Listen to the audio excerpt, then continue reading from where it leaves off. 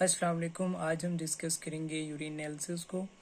Urine आरी जो laboratory में कॉमनली परफॉर्म किया जाता है। सबसे पहले अगर हम कलेक्शन की बात करें तो कलेक्शन में ये है कि इनिशियल मॉर्निंग का जो सैंपल है वो प्रेफर किया जाता है, पार्टिकुलरली अगर आप यूरिन के अंदर प्रोटीन्स चेक कर रहे हैं, ठीक है। और जो सैंपल है वो आपने कंटेनर के अंदर कलेक्ट करना है, ठीक है। ड्राई कंटेनर होना चाहिए। और उसके बाद जो है उसको 1 आवर के अंदर आपने टेस्ट को परफॉर्म करना है।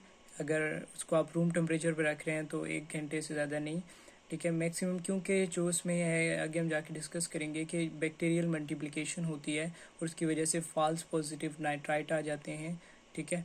और उसके अलावा जो पीएच है वो भी चेंज हो जाती है यूरिन स्पेसिमेन की, क्योंकि यूरिन की टेंडेंसी होती है कि वो अपनी पीएच को अल्कलाइन कर लेता है। उसके अंदर यूरियस प्रोड्यूसिंग ऑर्गेनिजम्स होते हैं जो क्या करते हैं कि यूरिया को डिग्रेड करते हैं अमोनिया में, और वो क्या करता है कि पीएच को अल्कलाइन कर देता है। अच्छा, और अगर रेफ्रिजरेट कर रहे हैं तो उसको आपने क्या करना है कि 2 to 8 सेंटीग्रेड पर आप उसको रख सकते हैं 8 घंटे तक, जो है ना वो सैंपल उसके उससे ज़्यादा नहीं आपने उसको रखना, तो उसको टेस्ट परफॉर्म किया जा सकता है।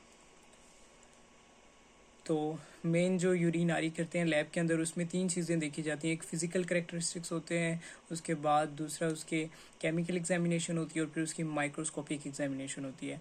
सबसे पहले हम फिजिकल की बात कर लेते हैं कि उसमें क्या क्या आपने देखना है। तो सबसे पहले आपने यूरिन का कलर देखना होता है कि उसका कलर कैसा है। डिफरेंट तरह के जो यूरिन के कलर आ सकते हैं, येलो एंड एम्बर आ सकता है में यूरोबिलिन की वजह से। तो आपको पता है कि बिलीरुबिन का जो एंड प्रोडक्ट बनता है, ठीक है, और यूरोबिलिनोजन और फिर यूरोबिलिन, ये मेनली फीसिस के अंदर एक्सक्रीट हो रहा होता है, लेकिन स्मॉल अमाउंट में यूरिन में भी एक्सक्रीट होता है। उसके अलावा येलोइश ब्राउन टू अगर ग्रीन कलर आ रहा है तो वो बाइल पिगमेंट ऑक्सीडेशन की वजह से हो सकता है। अगर रेडिश ब्राउन है तो वो हीमोग्लोबिन की वजह से या रेड सेल्स की वजह से हो सकता है, ठीक है। और ब्राउनिश ब्लैक है, अगर वो आ रहा है तो ये एक डिजीज़ होती है जिसमें होमोजेनेटिसिक एसिड जो होता है उसकी एक्सक्रीशन हो रही होती है। उसमें फिर क्या होता है कि जो यूरिन का कलर है वो ब्राउनिश ब्लैक आता है। उसके बाद हम ऑर्डर या स्मेल की बात कर लें, जो आपने सेकंड चीज़ देखनी होती है। उसमें डिफरेंट तरह के आ सकते हैं। फ्रूटी स्मेल आ सकती है, जो डायबिटीज़ का पेशेंट होता है उसकी यूरिन की क्या होती है कि फ्रूटी स्मेल होती है। दूसरा फीकल स्मेल आ सकती है यूरिनरी ट्रैक इन्फेक्शन में। और तीसरा पंजेंट स्मेल हो सकती है यूरिन की, ये वोलेटाइल एरोमेटिक एसिड्स की वजह से जो है यूरिन में से क्या होती है कि पंजेंट स्मेल आ सकती है। टर्बिडिटी की बात करें तो जो यूरिन है उसकी टर्बिडिटी आप जो है डिफरेंट वजह से हो सकती है कि अगर उसमें बैक्टीरिया आ रहे हैं तो उस वजह से भी वो टर्बिड होगा। उसके अलावा म्यूकस अगर आ रहा है, क्रिस्टल्स अगर आ रहे हैं, अमॉर्फस फॉस्फेट, अमॉर्फस यूरेट, तो ये सब क्या कर सकते हैं कि मतलब यूरिन को टर्बिड कर सकते हैं, उसकी टर्बिडिटी की वजह बन सकते हैं। वॉल्यूम देखा जाता है उसके बाद। जो नॉर्मली वॉल्यूम होता है 24 हॉर यूरिन का, ठीक है, वो 750 to 2000 ml पर डे या पर 24 हॉर्स होता है। डिफरेंट कंडीशंस हैं जिनके अंदर यूरिन का वॉल्यूम कम भी हो सकता है, ज़्यादा भी हो सकता है। जैसे पोले यूरिया है, इसमें जो यूरिन है वो ज़्यादा आता है, जो कि जैसे कि डायबिटीज़ के पेशेंट होते हैं उनको यूरिन ज़्यादा आता है। दूसरा एनूरिया, ओलिगूरिया, ये भी 2 कंडीशंस हैं। एनूरिया तो मतलब कि यूरिन बहुत ही कम आता है या बिल्कुल आता ही नहीं है। और ओलिगूरिया में अगर 500 ml पर डे से कम यूरिन आ रहा है तो वो ओलिगूरिया कंसीडर होता है। और एनूरिया में बिल्कुल 100 ml पर डे या इससे भी कम यूरिन जो है ना वो आता है। उसके बाद स्पेसिफिक ग्रेविटी बात कर लेते हैं। स्पेसिफिक ग्रेविटी जो है वो 1.003 से 1.035 ग्राम पर ml जो है वो स्पेसिफिक ग्रेविटी होती है यूरिन की।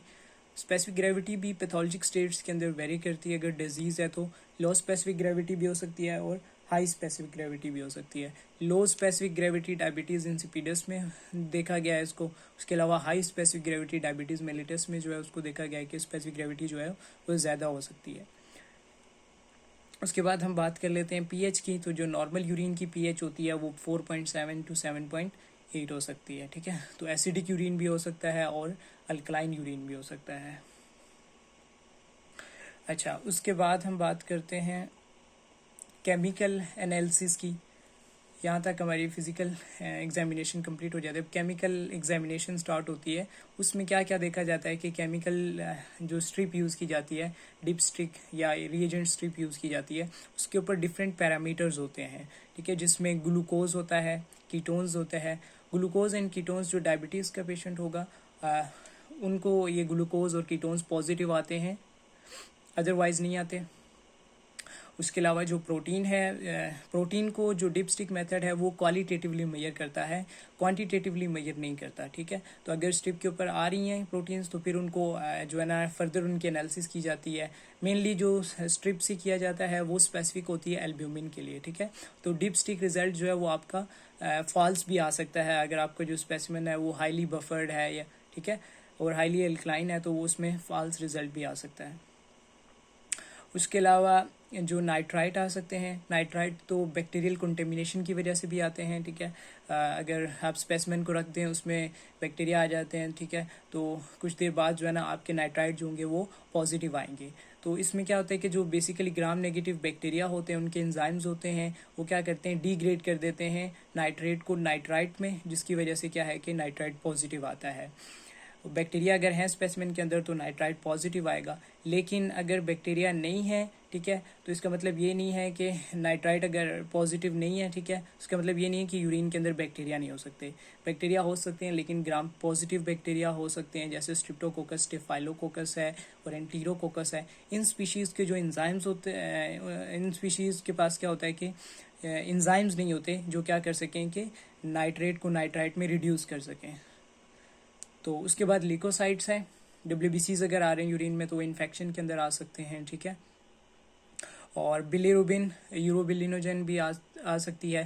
प्री हिपैटिक, हिपैटिक जॉन्डिस में जो है ना बिलीरुबिन जो है वो इंक्रीज़ हो जाती है, यूरोबिलिनोजन जो है वो इंक्रीज़ हो जाती है, यूरिन के अंदर आना शुरू हो जाती है।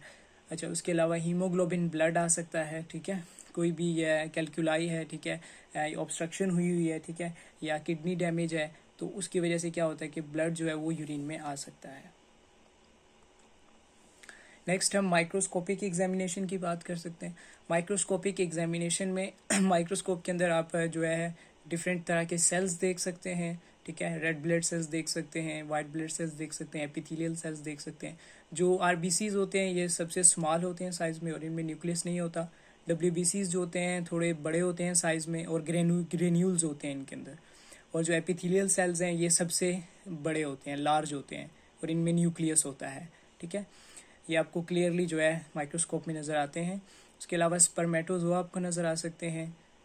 उसके अलावा यीस्ट सेल्स आपको नज़र आ सकते हैं और पैरासाइट्स डिफरेंट और उनके एग्स भी ओवा आपको क्या है कि यूरिन स्पेसिमेन के अंदर नज़र आ सकते हैं।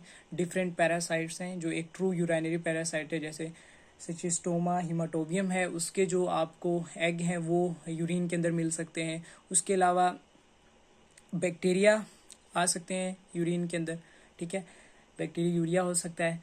अच्छा, कुछ बैक्टीरिया तो एयर कंटेमिनेशन की वजह से भी या फिर स्किन कंटेमिनेशन की वजह से भी आते हैं तो उसको हम नहीं कंसीडर करेंगे। क्लिनिकली तब कब कंसीडर किया जाएगा, अगर 20 ऑर्गेनिजम्स पर हाई पावर फील्ड हों या उससे ज़्यादा होंगे तो उसको हम बैक्टीरिया यूरिया कंसीडर करेंगे। अच्छा, उसके बाद हम बात कर सकते हैं कि कास्ट देख सकते हैं यूरिन के अंदर, डिफरेंट तरह की कास्ट होती हैं। इनको हम नेक्स्ट वीडियोस के अंदर जो है ना कास्ट और क्रिस्टल्स को कंप्लीट इनको डिस्कस करेंगे। अभी यहाँ पर मैं थोड़ा सा बता देता हूँ कि डिफरेंट तरह की कास्ट आ सकती हैं यूरिन के अंदर। हाईलाइन कास्ट है, ग्रेनुलर कास्ट है और सेलुलर कास्ट आ सकती हैं। RBCs कास्ट ये सेलुलर कास्ट के अंदर आ जाती हैं। RBCs, WBCs, epithelial cell cast, waxy cast, fatty cast, ये सारी सेलुलर कास्ट हैं। ये यूरिन के अंदर आप देख सकते हैं। और जो कास्ट हैं इनको देखा जाता है लो पावर फील्ड पे देखा जाता है, ठीक है, जबकि क्रिस्टल्स जो हैं उनको आप हाई पावर फील्ड पे देखते हैं, सेल्स को हाई पावर फील्ड पे देखते हैं। जो कास्ट हैं इनको लो पावर फील्ड पे आप देखते हैं। उसके बाद डिफरेंट क्रिस्टल्स जो हैं उनको आप देख सकते हैं, ठीक है। क्रिस्टल्स में हमारे पास जो है डिफरेंट तरह के क्रिस्टल्स हैं। कुछ मतलब एसिडिक यूरिन के अंदर होंगे, कुछ अल्कलाइन यूरिन के अंदर होंगे। एसिडिक यूरिन के अंदर कौन कौन से क्रिस्टल्स हो सकते हैं, calcium oxalate, amorphous urate, uric acid crystals आपको मिल सकते हैं, कोलेस्ट्रॉल क्रिस्टल्स मिल सकते हैं। अल्कलाइन इन्वायरमेंट के अंदर आपको अमॉर्फस फॉस्फेट, कैल्शियम कार्बोनेट और अमोनियम बाईयूरेट क्रिस्टल्स जो हैं ये आपको नज़र आ सकते हैं। इनको हम नेक्स्ट वीडियो के अंदर कम्प्लीटली डिस्कस करेंगे और साथ में मैं डायग्राम्स भी ऐड कर दूंगा ताकि आप लोगों को क्लियरली जो है वो क्लियर हो जाए। आज का टॉपिक हमारा यहाँ तक ही था। Thank you so much.